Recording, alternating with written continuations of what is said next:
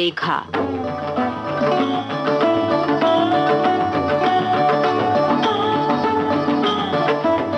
विख्यात कथाकार भगवती चरण वर्मा की लेखनी का सुविख्यात चमत्कार चित्रलेखा।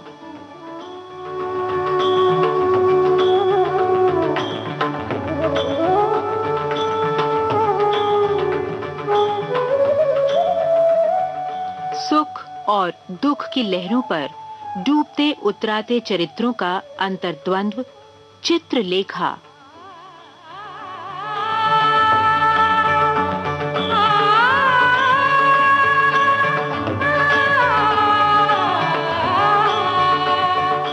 पिछली कड़ी में हम काशी में थे। श्वेतांक यशोधरा के समीप आने की चेष्टा कर रहा था। यशोधरा बीजगुप्त से प्रभावित हो रही थी और बीजगुप्त अपने मन को ठीक से समझ नहीं पा रहा था। आइए आज पढ़ें इसके आगे।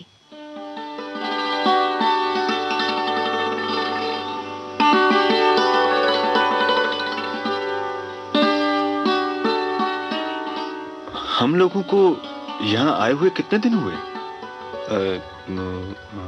8 दिन। तो अब पाटलिपुत्र लौट चलना उचित होगा। चित्रलेखा को भूलना असंभव है। पाटलिपुत्र चलने का प्रबंध करो।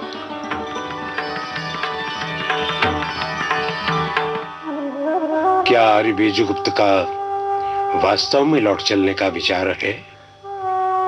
अरे मृत्युंजय, मुझे क्षमा करिएगा। मुझ में बहुत बड़ा अवगुण है कि मैं अपनी प्रेरणाओं पर अधिक अवलंबित हूं। अरे मैं नहीं जानता कि 1 घंटे बाद मैं क्या करूंगा। इस समय एकाएक मुझे पाटलिपुत्र की याद आ गई। अरे काशी एकदम मुझे काटने लगा है। काशी में एक पल रहना भी मुझे अब बड़ा कष्ट साध्य होगा। तो कब चलने का विचार है आर्य बीजगुप्त? हम लोगों को भी प्रबंध करना होगा।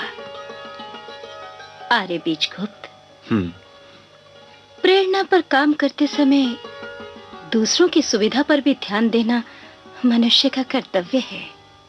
ठीक कहती हो देवी यशोधरा। मुझे क्षमा करना। तुम्हारी सुविधा पर ही मैं अवलंबित हूं। इतना विश्वास रखो। जब तुम उचित समझो तभी मैं चलूंगा। नहीं आर्य बीजगुप्त, मुझे कोई असुविधा नहीं। मैंने तो केवल साधारण बात कही थी। आपको कष्ट ना हो, हम लोग कल संध्या तक लौट चलने का प्रबंध कर लेंगे। हाँ, कुछ सामान मोल लेना है। आर्य श्वेतांग के साथ मैं बाजार से वो सामान कल ले आऊंगी।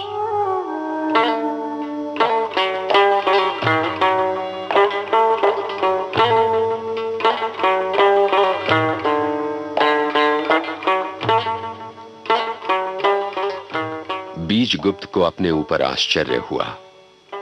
वो बिना अपनी इच्छा के, बिना जाने हुए यशोधरा की ओर आकर्षित होता जा रहा था और संभवतः वो यशोधरा को अपना भी लेता यदि उस दिन श्वेतांग की मुखांकित भावनाओं ने उसको सावधान न कर दिया होता। वो काशी आया था अपने दुख को भूलने के लिए, अपनी हलचल को दूर करने के लिए। पाटलिपुत्र में रहकर, चित्रलेखा के निकट रहकर, अपने ऐश्वर्य की परिस्थितियों में रहकर उसके हृदय का घाव अच्छा नहीं हो सकता था। पाटलिपुत्र में उसने यही सोचा था। यही सोचकर वो वहां से निकला था। विराग की भावना उसे वहां खींच लाई थी। एक लक्ष्यहीन पथिक की भांति वो घर के बाहर निकल पड़ा था।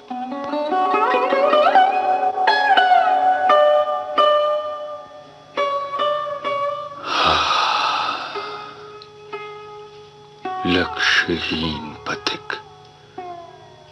क्या कोई भी व्यक्ति लक्ष्यहीन है अथवा लक्ष्यहीन होना व्यक्ति के लिए कभी संभव है? शायद हां। क्या मनुष्य का कोई लक्ष्य भी है? मनुष्य परतंत्र है, परिस्थितियों का दास है, लक्ष्यहीन है।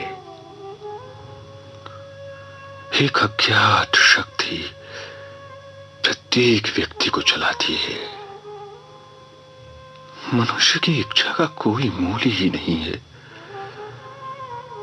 मनुष्य स्वावलंबी नहीं है, वो करता भी नहीं है, साधन मात्र है।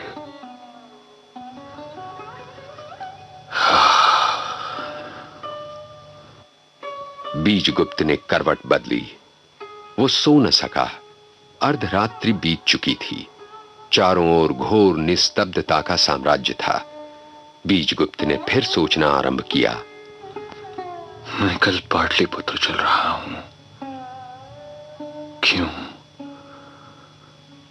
चित्रलेखा से मिलने के लिए, चित्रलेखा को अपने यहां खींच लाने के लिए।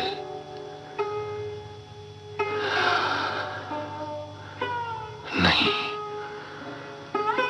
चित्रलेखा के पास अब न जाऊंगा। क्यों जाऊं?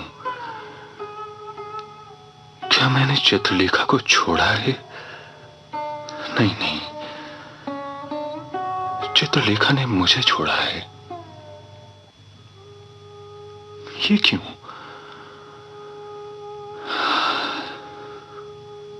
संभवतः यही विधि का विधान है। यदि यही विधि का विधान है तो अमिट है। फिर क्यों दुख किया जाए?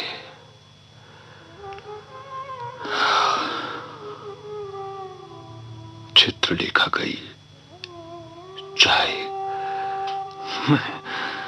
मैं अपने जीवन को क्यों नष्ट करूं?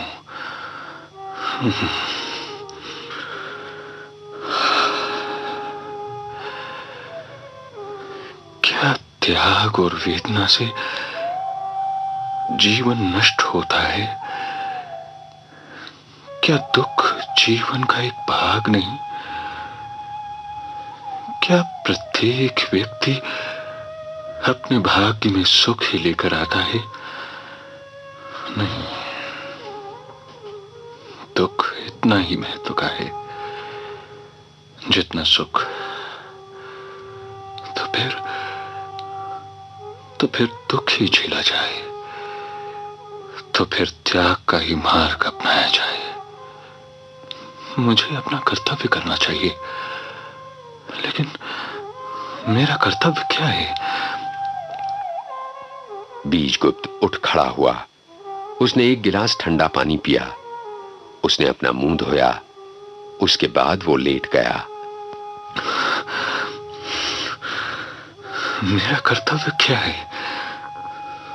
मैं पैदा हुआ हूं कर्म करने के लिए। मेरा कर्तव्य है कि मैं गार्हस्थ्य जीवन व्यतीत करूं।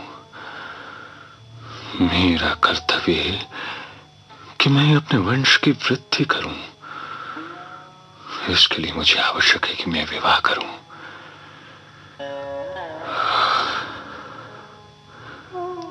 क्या विधि का यही विधान है? संभवतः चित्रलेखा मेरे जीवन से इसीलिए चली गई है।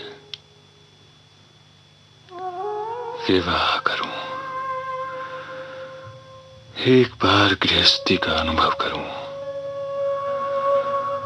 और विवाह के लिए योग्य पात्री भी है। यशोधरा, यशोधरा सौंदर्य में चित्रलेखा से यशोधरा किसी अंश में कम नहीं है। यशोधरा रत्न है, एक पवित्र प्रतिमा है। क्या यशोधरा से विवाह करना ही पड़ेगा? स्त्रीयोचित सभी गुण यशोधरा में विद्यमान है। यशोधरा ही सही, पर क्या संभव है? मैं एक बार यशोधरा को अस्वीकार कर चुका हूं। किस मुख से यशोधरा को मृत्युंजय से मांगू?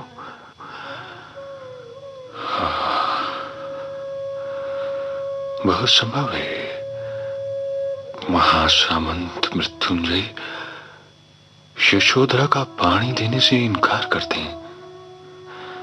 नहीं, असंभव। अब मैं यशोधरा से विवाह की बात नहीं सोच सकता। बहुत विलंब हो गया है, बहुत विलंब हो गया है। चित्रलेखा, बस चित्रलेखा ही मेरे जीवन में है।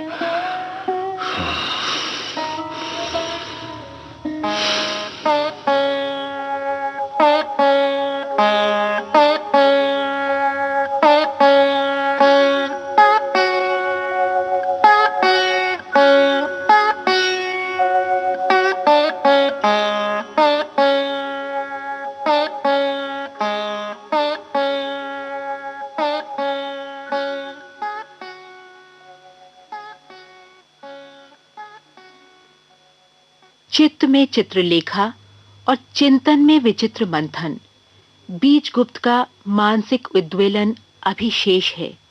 अगली कड़ी में भी हम इसी का आस्वाद लेंगे अगले सप्ताह। आज की कड़ी में बीजगुप्त का अभिनय कर रहे थे कमल शर्मा। यशोधरा थी सुलक्षणा खत्री और मृत्युंजय के रूप में थे विनोद शर्मा। सूत्रधार हरीश भीमाणी।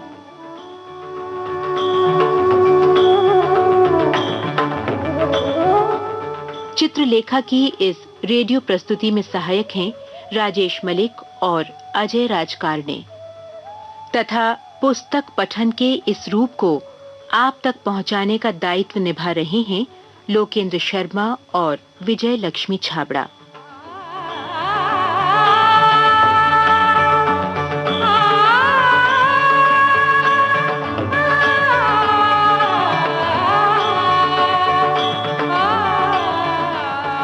अब अगली कड़ी तक रेणु बंसल का नमस्कार।